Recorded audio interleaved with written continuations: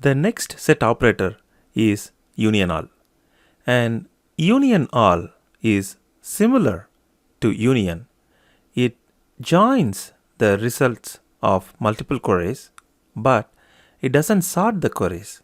Also, it doesn't remove the duplicates. So, an union all operation would give a result like this. You can see the value 2 appearing twice. So, in situations where we are not worried about duplicates appearing in the results, we can use union all, which would be faster than union. Since the union operator will spend extra time in sorting and removing the duplicates, union all is generally faster than union operator.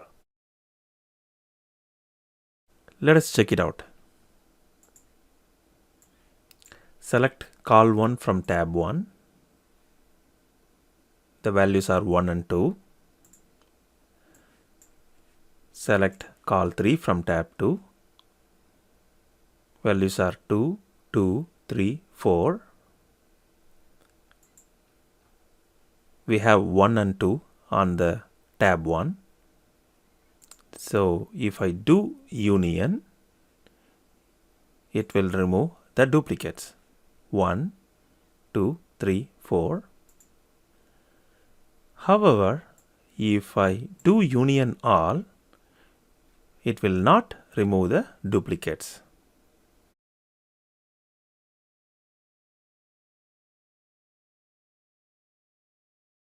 One and 2 from tab 1, 2, 2, 3, 4 are from tab 2.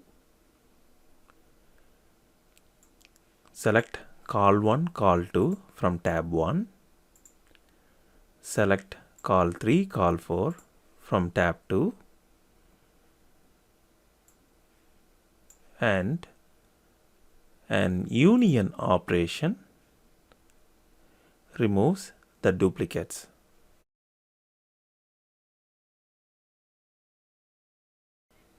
And a union all operation brings the duplicate values, which is 2b, 2b. Thank you for watching this video.